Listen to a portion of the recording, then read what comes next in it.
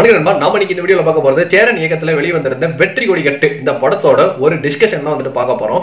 So இன்னைக்கு தேதிக்கு பாத்தீங்கன்னா இந்த படம் ரிலீஸ் ஆகி 25 வருஷம் வந்து கம்ப்ளீட் ஆயிருக்கு. ஜூன் 30, 2000 இந்த படம் ரிலீஸ் ஆச்சு. இந்த படத்தோட ரன் டைம் 2.25 நேரம். சிவசக்தி மூவி மேக்கர்ஸால ப்ரொடியூஸ் பண்ணப்பட்டது. சிவசக்தி பாண்டியன் இந்த படத்தை வந்துட்டு ப்ரொடியூஸ் பண்ணிருக்காரு. இந்த படத்தோட மியூசிக் தேவா பண்ணிருக்காரு. இந்த படத்துக்கு நேஷனல் பெஸ்ட் பிலிம் அவார்டு வந்துட்டு கொடுத்திருக்காங்க. இந்த சோஷியல் இஷ்யூஸ் எல்லாம் வந்துட்டு இது மட்டும் இல்லாம 3 தமிழ்நாடு ஸ்டேட் பிலிம் அவார்டு வந்துட்டு இந்த படத்தை கொடுத்திருக்காங்க. ஒன்னு பெஸ்ட் டைலாக் ரைட்டர், ஒன்னு பெஸ்ட் காமெடியன், ஒன்னு பெஸ்ட் பிலிம் வந்து கொடுத்திருந்தாங்க. பெஸ்ட் காமெடியன் வடிவேலுக்கு வந்து போயிருந்தது. முரளிக்கும் மீனாக்கும் இந்த திரைப்படம் சேரன் கூட 3வது திரைப்படம். இதுக்கு முன்னாடியே சேரன் முரளி வச்சு தேசிய கீதம், பொற்காலம் 2 திரைப்படத்தை வந்துட்டு இயக்கியிருந்தாரு. மீனா வச்சு பொற்காலமும் பாரதி கணமா இந்த 2 படத்தையுமே வந்துட்டு டைரக்ட் பண்ணியிருந்தாரு. அதனால இந்த வெற்றி கொடி கட்டு இவங்க 2 பேருக்கான காம்போல 3வது திரைப்படமா அமைஞ்சிருந்தது. இதே மாதிரி பார்த்திபனுக்கு இந்த திரைப்படம் இவங்களோட காம்போல 2வது திரைப்படமா அமைஞ்சிருந்தது. சேரன் இயக்கிய முதல் திரைப்படம் பாரதி கண்ணம்மா. இதுல மீனா ஹீரோயினா பண்ணியிருந்தாங்க. சோ இந்த படத்துலயுமே பார்த்திபனுக்கு பேரா மீனா தான் வந்துட்டு பண்ணியிருப்பாங்க. படத்துல ஒரு 90% ஷூட்டிங் அப்படிங்கிறது இந்த கோபிச்செட்டிப்பாளையம், திண்டுக்கல், பழனி இதை ஒட்டி தான் வந்துட்டு எடுத்திருந்தாங்க. வெற்றி கொடி கட்டு படத்தோட டைட்டில் படைப்பால ரஜினி சாங்கோட அந்த ஸ்டார்டிங் தான். வெற்றி கொடி கட்டு அந்த ஒரு ஸ்டார்டிங் தான் இந்த படத்தோட டைட்டிலா வந்தது. ரஜினி ரெஃபரன்ஸ் படத்துல அங்கங்க வந்துட்டு இருந்துச்சுன்னே சொல்லலாம். உதாரணத்துக்கு சொல்ல போனோம் அப்படின்னா வடிவேல் வந்து துண்டை இப்படி வந்துட்டு பண்ணி போடுவாரு. அப்போ பார்த்திபன் என்னன்னு கேட்கும் போது எஜமா அப்படின்னாரு. அதான் நமக்கு வரல அப்படின்னு சொன்னதாகட்டும். கருப்பு தான் எனக்கு பிடிச்ச கலர்னு இருக்கிற அத்தனையுமே வந்துட்டு சேர்ந்து கருப்புக்கு வந்துட்டு அது ஒரு பாட்டு வந்துட்டு பயங்கரமா வந்துட்டு பண்ணிருப்பாங்க. சோ அதுல நம்ம ஒரு சூப்பர் ஸ்டார் ரஜினிகாந்த் கருப்பு தான் அப்படின்ற ஒரு லைன்மே வந்திருக்கும். ரமேஷ் கண்ணா முரளிக்கு வந்துட்டு மோட்டிவேஷன் பண்ற மாதிரி பாஷால ரஜினி என்ன சொல்லியிருக்காரு, ஆண்டவன் நல்லவங்களை சோதிப்பான் ஆனா கைவிட மாட்டான். சோ அந்த டைலாக் வந்துட்டு ரெஃபரன்ஸா வந்துட்டு யூஸ் பண்ணிருப்பாரு சேரன். இந்த படத்தோட கேஸ்ட் குரூப் எடுத்துக்கிட்டீங்கன்னா பார்த்திபன், மீனா, மாளவிகா, விஜயகுமார், முரளி, மனோரமா, வடிவேலு, ராஜு, ரமேஷ் கண்ணா, வையாபுரி, இளவரசு, பெஞ்சமின், நெல்லை சிவா, தாமு வந்துட்டு ஒரு பாட்டுக்கு வந்துட்டு வந்திருப்பாரு. அந்த சிரிப்பு வருது சித்தப்பா அந்த பாட்டுல தாமு, பாண்டு, கோவை சலா இவங்கெல்லாம் ஒரு கேமியோ அப்பியரன்ஸ் வந்து கொடுத்திருப்பாங்க. ஒரு நட்சத்திர பட்டாலுமே வந்துட்டு நடிச்சிருப்பேன் இந்த திரைப்படத்துல. இந்த படத்தோட ஒன்லைன் எடுத்துக்கிட்டாங்க அப்படின்னா பார்த்திபன், முரளி, சார்லி இவங்க மட்டும் இல்லாம இன்னும் சில பேர் ஃபாரினுக்கு போகணும் அப்படிங்கிற ஒரு கனவோட அவங்களோட நிலத்தை வித்து அங்கங்க கடனை வாங்கி 1 லட்ச ரூபா ரெடி பண்ணிட்டு சென்னைக்கு வருவாங்க. இங்க வந்து ஒரு கம்பெனில கட்டுவாங்க. அந்த கம்பெனி நடத்துறவர் தான் ஆனந்த்ராஜ். இந்த கம்பெனில பணத்தை கட்டினதுக்கு அப்புறம் ஒரு 10 நாள்ல உங்களுக்கான விசாங்கிறது வந்துடும். வாங்க கம்பெனி செலவுலயும் உங்களை ஒரு இடத்துல தங்க வைக்கிறோம், தங்க வச்சு அவங்களுக்கான ஃபுட்டு எல்லாமே கம்பெனி செலவே பார்த்துக்கோ அப்படின்றாங்க. ஒரு நாள் உங்களுக்கு வந்துட்டு ஏர்போர்ட் போறதுக்கு பஸ் அனுப்புறோம் அப்படின்ட்டு ஆனந்த்ராஜ் சொல்லிட்டு கிளம்பிடுவாரு. பார்த்தா அந்த பஸ் வரவே வராது. என்னடான்னு கேட்கலாம் கம்பெனிக்கு போனோம் அப்படின்னா அங்க எல்லாரும் நின்று கூட்டமா அந்த கம்பெனி வந்துட்டு அடிச்சு பிரிச்சு மேய்ஞ்சிட்டு இருப்பாங்க. இவர் எல்லா பணத்தையும் ஏமாத்திட்டு வந்துட்டு ஆனந்த்ராஜ் டிம்கி கொடுத்து கிளம்பிட்டாரு. சோ இப்போ இவங்களோட வாழ்வாதாரம் என்ன, அங்க இருக்கிறவங்க எல்லாம் கலைஞ்சிருவாங்க. சார்லியுமே வந்துட்டு கிளம்பிடுவாரு. இப்போ பார்த்திபனும் முரளி மட்டும் அந்த இடத்துல எப்பரா வீட்டுக்கு போறது என்னன்னு சொல்றதுன்னு தெரியாம தவிப்பாங்க. ஏன்னா முரளிக்கு வீட்டுக்கு போயிட்டு சொன்னோம் அப்படின்னா அவங்க அம்மா ஒரு வேளை வந்துட்டு நெஞ்ச வழியில இறந்துருவாங்களோ ஒரு பயம் இருக்கும். பார்த்திபனுக்கு எடுத்துக்கிட்டோம்னா அவங்க லவ் பண்ணி கல்யாணம் பண்ணாங்க மீனாவை. சோ மீனா அந்த ஊர்லயே வந்துட்டு ஒரு பெரிய குடும்பத்தை சேர்ந்த ஒரு பொண்ணு. சோ அப்பா சொன்னதெல்லாம் கேட்காம எனக்கு என்னோட காதல் தான் முக்கியம் அப்படின்ட்டு கல்யாணம் பண்ணிட்டாங்க. சோ அப்பா சாப்பிடவும் கூடாது, நீங்களாம் நாசமா தான் போவீங்க, வாழ்க்கையில உட்படவே மாட்டீங்க, திரும்ப என்ன தேடி வந்து இங்க நிப்பா அப்படின்ட்டு. சோ அவங்க வைராகியமா வந்துட்டு ஒரு சவால் விடுவாங்க. இந்த ஊர்ல இன்னும் 2 வருஷத்துல உங்களோட பெரிய வீடா வந்துட்டு நாங்க கட்டி உங்களோட வந்துட்டு பயங்கர ஒரு செல்வாக்கா வந்துட்டு வாழ்ந்து காட்டுறோம் அப்படின்ட்டு. சோ அவங்க இப்போ புருஷன் நம்பிதான் வந்துட்டு இருக்காங்க. புருஷன் துபாய் போயிட்டு எப்படியா ஒண்ணு சம்பாரிச்சு வந்துருவோம் அப்படின்ட்டு.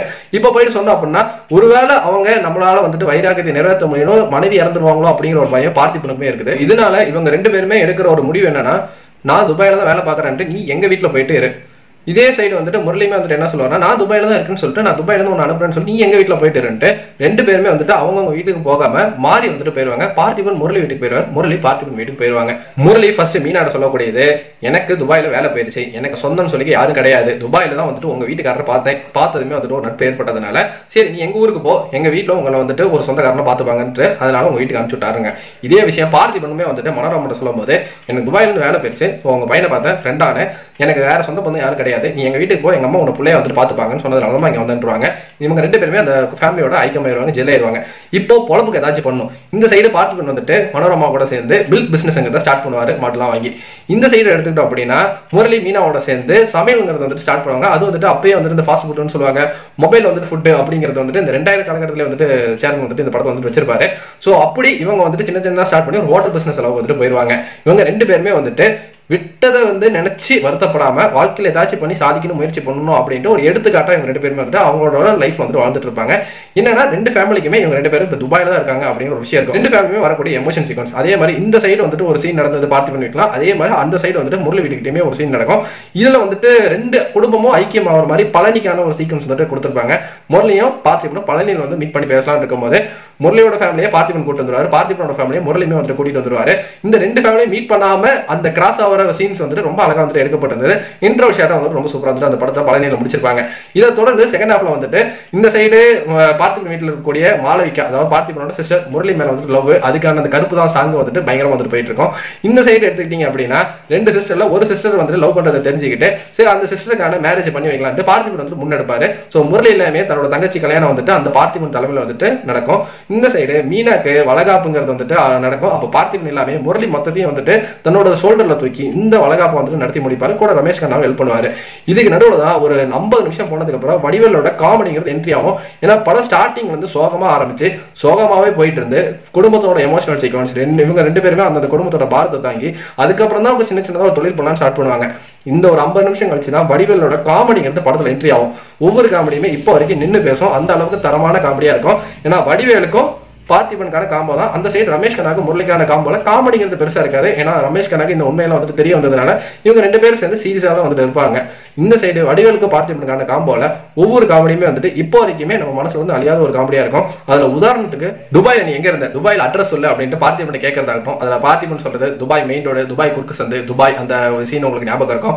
இதுக்கப்புறம் இந்த ட்ரெஸ்ஸை நீங்க போடக்கூடாதுன்னு சொல்லிட்டு இந்த ஒரு வாட்டி யூஸ் பண்ணது துபாயில் யூஸ் பண்ண மாட்டாங்கன்னு கண்ணாடி ஒன்று உடைப்பாரு. அப்ப இந்த ட்ரெஸ் நீ ஆல்ரெடி போட்டிருக்கல, இப்போ இந்த ட்ரெஸ் எரி அப்படின்னு சொல்லிட்டு அந்த ஒரு காட்சிகள் ஆகட்டும். ஜோசிகாரன் ஜோசி பாக்குறது இங்கே இருக்கலாமா இல்ல பேசாம துபாயே போயிடலாமா அப்படின்னு. வடிவேலுக்கு பெஞ்சமினுக்கான ஒரு சீன், எட்ரா செருப்பு நாய் அப்படின்ட்டு டப்பு டப்பு டப்புன்னு பெஞ்சமின் வந்துட்டு பயங்கரமா வந்துட்டு வடிவேலை திட்டுறது. பார்த்திபனுக்கு கேரண்டி கையெழுத்து போறதுக்காக வந்துட்டு வடிவேலை கூட்டிட்டு போற அந்த ஏத்த மாதிரி ஒரு ஆடு வரும்போது ரெண்டு சீனையும் வந்துட்டு சிங்க்ரைஸ் பண்ணது. அப்போ வந்துட்டு வடிவேலுக்கு கொடை பிடிப்பாரு பார்த்திபன். ஸோ ஒரு கொடை பிடிச்சு பார்த்தேன், இப்பயாச்சும் சின்ன கவுண்டர் மாதிரி விஜயகாந்த் மாதிரி இருக்கீங்களா அப்படின்ட்டு. அப்பயும் கிடையாது அப்படின்ட்டு அந்த இடத்துல ஒரு சர்க்காசம் வந்துட்டு யூஸ் பண்ணிருப்பாங்க. பஸ்ல பார்த்திபன் வடிவேலும் போயிட்டு இருக்கும்போது ஏமா டிக்கெட் எடுக்கலான்னு கேட்டுருப்பாரு. பஸ்ல எவ்வளவு டிக்கெட் எடுப்பனால ஃபிளைட்ல டிக்கெட் எடுக்கலாம்னு சொன்னது காட்சி. இந்த மாதிரி எல்லா காமெடி சீன்ஸுமே இப்போ வரைக்குமே மனசுல வந்துட்டு அழியாத இடம் பிடிச்சிருக்குன்னு தான் சொல்லி ஆகணும். படத்தோட வில்லன் ஆனந்தராஜ் ஃபர்ஸ்ட் சீக்வன்ஸ்ல வருவாரு. அதுக்கப்புறம் கிளைமேக்ஸ்ல தான் இந்த ரெண்டு சீக்வன்ஸுமே ரொம்ப அழகா வந்துட்டு ஆனந்தராஜ் வந்து பிளே பண்ணிருப்பாரு. அந்த கேரக்டர் மேல நமக்கான அந்த ஒரு கோவம் இருக்கும் பாத்தீங்களா, அதை வந்து அழகாவே பிரதிபலிச்சிருப்பாரு ஆனந்தராஜ். இந்த சைடு சார்லி எடுத்துக்கிட்டோம் அப்படின்னா முரளிக்கும் பார்த்திபனுக்கான அந்த ஃபேமிலி போர்ஷன்ஸ் மாத்தி மாத்தி வந்துட்டு எல்லாமே காட்டிட்டு இருப்பாங்க. ஆனா சார்லிக்குன்னு வந்துட்டு அந்த ஃபர்ஸ்ட் சீக்வன்ஸ்ல ஃபர்ஸ்ட் ஆனந்தராஜ் காசு கொடுக்கறது அதுதான். அவரு வந்துட்டு சிறுக சிறுக சேர்த்து வச்சிருந்த காசு 1 லட்சம் ரூபாய் எடுத்து கொடுக்குற அந்த ஒரு காட்சிகள் ஆகட்டும். முரளி தேடி வந்திருப்பாரு அவர் ஊருக்கு. அப்ப பார்த்திபன் அவர் வீட்டுல இருக்கிறத பார்த்ததுக்கு அப்புறம் இவங்க வந்துட்டு அவங்க அம்மாட்ட சொல்லியிருப்பாங்க பணம் கொடுத்து ஏமாந்து போயிட்டோம் அப்படின்ட்டு. சோ அப்போ மனோரமாக்கு ஒன்றும் புரியாது. டப்புன்னு அந்த இடத்துல பார்த்திபன் வந்துட்டு யாருக்கும் இந்த விஷயம் தெரியாது, நாங்க ரெண்டு பேரும் இப்படி இருக்கோம் அப்படின்னு சொல்லும் போது அப்போ உடனே பைத்தியம் மாதிரி வந்துட்டு சார்லி பண்ற அந்த விஷயங்கள் ரொம்ப சூப்பரா இருந்தது. எக்ஸ்ட்ரானரியா வந்துட்டு அந்த பெர்ஃபார்ம் பண்ணியிருப்பாரு. இது மட்டும் இல்லாம அந்த ஊருக்கு அப்போ கிளம்பும் போது ஒரு 10 ரூபா இருந்தா கூட அப்படின்ட்டு பார்த்திபன் கேட்கிற அந்த காட்சிகள் ரொம்ப அல்டிமேட்டா இருந்தது. அதுல இருந்து ஒரு டிரான்ஸ்ஃபர்மேஷன் நடக்கும். அவன் மட்டும் என் கையில கிடைச்சானா அப்படின்னு ஆனந்தராஜன் நினைச்சு ஒரு சீன் வந்துட்டு பேசியிருப்பாரு. ரொம்ப சூப்பரா வந்துட்டு பண்ணியிருப்பாரு. இதுல இருந்து கடைசி 100 பேருக்கு வந்துட்டு ஆனந்தராஜ் இருக்கிற தெரிஞ்சதுக்கு அப்புறம் தந்தி அடிப்பாரு. அதுல இருந்துட்டு சார்லிக்கான கொடுக்கப்பட்டிருந்த ஒரு 4 சீன்ல தி பெஸ்டா வந்துட்டு பெர்ஃபார்ம் பண்ணியிருப்பாரு. ஆனா முரளி பார்த்திபனும் அதே மாதிரி தான் எமோஷனல் சீன்ஸ்ல ரொம்ப சூப்பரா பெர்ஃபார்ம் பண்ணியிருப்பாங்க. ரெண்டு பேருமே அவங்க வீட்டுல ஒரு பையன் சொல்லிட்டு இப்ப இருக்காங்க. ஆனா இவங்களோட வாழ்க்கை எப்படி மாறுங்கிறது தெரியாத அந்த சுச்சுவேஷன்ல இங்க மீனாக்கான வளகாப்பு நடக்கும். அப்போ போன்ல மீனா கூட பார்த்திபன் பேசும்போது அந்த எமோஷன் சீன்ல ரொம்ப அழகா வந்துட்டு கன்வே பண்ணியிருப்பாரு. அதே போன் கால்ல முடிச்சதுக்கு அப்புறம் என் அம்மா எப்படி இருக்குன்னு கேட்டு முரளி வந்துட்டு பேசுற அந்த ஒரு காட்சிகள் ரெண்டு பேருமே வந்துட்டு எமோஷன் வந்து அவ்வளவு அழகா பிளெண்ட் பண்ணி பண்ணியிருப்பாங்க. படத்தோட சாங்ஸ் எடுத்துக்கிட்டோம்னா ஃபர்ஸ்ட்ல இருக்கிறது கருப்பு தான் எனக்கு பிடிச்ச கலரு. பட்டி தொட்டிக்குமே இந்த பாட்டு வந்துட்டு பயங்கரமான ஒரு ஹிட் அடிச்சது. இந்த பாட்டு அவ்வளவு ரசிச்சு பார்த்துருந்தாங்க, கேட்டிருந்தாங்க. ஸோ அந்த படத்தோட கோரியோகிராஃபி ஆகட்டும், மாளவிகாவோட அந்த டான்ஸ் போர்ஷன் ஆகட்டும், எல்லாமே வந்துட்டு எக்ஸ்ட்ராடியா இருக்கும். முக்கியமா இந்த பாட்டு வரத்துக்கு ஒரு சீனுக்கு முன்னாடி ஒரு கருப்பு பாறையில மேல சேது, அஜித், விஜய், சூர்யா, மாதவன் எழுதியிருப்பாங்க. அங்க ஒரு 5 பொண்ணுங்க கண்ணை மூடிட்டு போய் உனக்கு யார் மாதிரி வந்து ஹஸ்பண்ட் வரணும்னு ஆசைப்படுறான் அப்படின்னு பார்க்கலாம்னு சொல்லுவாங்க. அது ஒருத்தங்க அஜித்தும் ஒரு விஜய் சொல்லிட்டு இதுக்கப்புறமேட்டு மாளவிகா போய் தொடும் போது கருப்புகள் பாறை தொடுவாங்க. இந்த கருப்பு தொட்டிருக்குன்னு அந்த இடத்துல வந்து பாட்டு ஸ்டார்ட் ஆகும். ரொம்ப ஒரு சூப்பரான அந்த பாட்டை பிளேஸ் பண்ண விதமான செமையா இருந்ததுன்னு சொல்லலாம். இதுக்கு அடுத்தது சிரிப்பு வருது அந்த பாட்டுமே நல்லா இருந்தது. ஃபர்ஸ்ட் பாட்டு லட்ச லட்சமா பணம் வரப்போகுது, thank you Krishna, thank you Jesus, thank you Allah அப்படின்ட்டு இவங்க பார்த்திபன், முரளி எல்லாருமே சேர்ந்து பாடுற மாதிரியான ஒரு பாடலாம் இருக்கும். அந்த பாட்டு இந்த மூணுமே வந்துட்டு படத்துல வந்துட்டு ரொம்ப சூப்பரா இருந்தது. அழகான இடத்துல பிளேஸ் பண்ணப்பட்டிருந்தது. இந்த படத்துல குறைன்னு கேட்டீங்கன்னா எனக்கு கடைசியா வரக்கூடிய ஒரு 2 பாடல்கள், தில்லையிலே தில்லையிலேன்னு ஒரு பாட்டும், வள்ளி வள்ளின்னு ஒரு பாட்டு வரும். இந்த 2 பாட்டுமே வந்துட்டு எனக்கு இப்போ பார்க்கும்போது கொஞ்சம் லேகா இருக்கிற மாதிரி இருந்துட்டு ஒரு ஃபீல் ஆச்சு. வேற குறைன்னு கேட்டீங்கன்னா வினு சக்கரவர்த்தி படத்துல இருக்காரு. ஆனா அவருக்கான ஸ்கிரீன் பிரசன்ஸ் அப்படிங்கிறது படத்துல பெருசா கிடையாது. அவர் ஒரு ஜூனியர் ஆர்டிஸ்ட் மாதிரி அங்கங்க வந்துட்டு தலையை கட்டிட்டு போறாரு, அவ்வளவுதான். விஜயகுமாருக்கான ஒரு 2 சீக்வன்ஸ் இருக்கும். ஒன்னு வந்துட்டு புள்ளைட்டு வந்துட்டு பேசி அந்த ஃபர்ஸ்ட் சீக்வன்ஸ்ல வந்துட்டு நீ உருப்ப மாட்டேன், திரும்ப இங்க தான் வந்து நிப்ப அப்படின்ட்டு அந்த பிள்ளைய வந்து திட்டி அனுப்புறது. ஆனா வளகாப்புக்கு திரும்ப வந்துட்டு காசு கொடுக்குற அந்த ஒரு சீக்வன்ஸ் வந்துட்டு அழகா வந்து எமோட் பண்ணிருப்பாரு. இந்த படம் வந்த அந்த 2000 காலகட்டத்துல இந்த சிட் ஃபண்ட் மோசடி வந்து நிறைய நடந்திருந்தது. பணம் போட டபுள் எடுத்தலாம், வட்டி அதிகமா கொடுக்குறாங்க நம்பி போட்டு திடீர்னு பாத்தீங்கன்னா அந்த சிட் ஃபண்ட் மூடிட்டு போயிருவாங்க. ஃபாரின் அனுப்புறோம்னு சொல்லிட்டு நிறைய பேர் வந்துட்டு இந்த மாதிரி காசு வந்து ஏமாத்திருப்பாங்க. சோ அந்த டைம்ல சரியான டைம்ல சேரன் இந்த படத்தை வந்து எடுத்து கொடுத்திருந்தாரு. நம்ம பார்க்கக்கூடிய ஒரு யங்ஸ்டர்ஸ்க்கு ஒரு சரியான ஒரு மெசேஜா இந்த படம் வந்துட்டு அமைச்சிருந்ததுன்னு சொல்லலாம். ஒரு 1 லட்ச ரூபாய் கட்டி ஃபாரின் போகணும்னு நினைக்கக்கூடிய 2000 1 லட்சம் யோசிச்சு பாருங்க எவ்வளவு பெரிய அமௌண்ட் அப்படிங்கறத. அந்த 1 லட்ச ரூபாய் இருந்தா நம்ம ஊர்லயே சொந்தமா ஒரு சின்னதா ஒரு கடையோ ஏதோ ஒரு பிசினஸ் ஸ்டார்ட் பண்ணா நீ தான் முதலாளிட்டு போலீஸ் ஆபீசரா கமிஷனரா வரக்கூடிய ராஜு வந்துட்டு எல்லாத்தையுமே ஃபர்ஸ்ட் பேசுவாரு.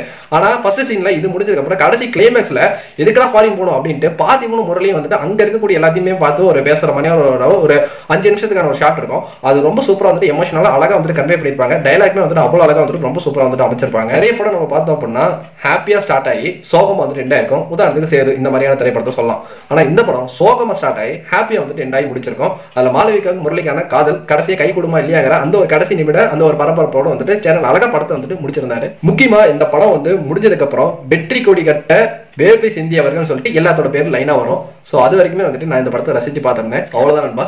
இதே மாதிரி வேற ஏதாச்சும் படத்தை பத்தி பேசணும் அப்படின்னா அந்த படத்தோட பேரை நம்மளோட கமெண்ட் செக்ஷன்ல வந்துட்டு ட்ரை பண்ணுங்க. ஸோ முடிஞ்ச வரைக்கும் நானும் அந்த படத்துக்கான ஒரு டிஸ்கஷன் வந்துட்டு ட்ரை பண்றேன். 25 வருஷம் கழிச்சு பார்த்த இந்த திரைப்படம் இப்பயுமே வந்துட்டு அவ்வளோ அழகா வந்துட்டு கனகச்சிதமா அந்த எமோஷன் ஆகட்டும், ஹியூமர் ஆகட்டும், படங்கள் ஆகட்டும் எல்லாமே வந்துட்டு கனெக்டபிளா இருக்கு, டச்சபிளா இருக்கு. ஸோ நீங்க இந்த வெற்றி கொடி கட்டு ஆல்ரெடி பார்த்திருப்பீங்க. ஸோ உங்களுக்கு இந்த படம் எப்படி இருந்தது அப்படிங்கிறது நம்மளோட கமெண்ட் செக்ஷன்ல தெரிவிட்டுங்க. இது வரைக்கும் நீங்க இந்த படம் பார்க்கலன்னா தாராளமா ஒரு ஃபேமிலியான ஒரு வாட்சபிளா இருக்கும். பாருங்க. நன்றி, வணக்கம்.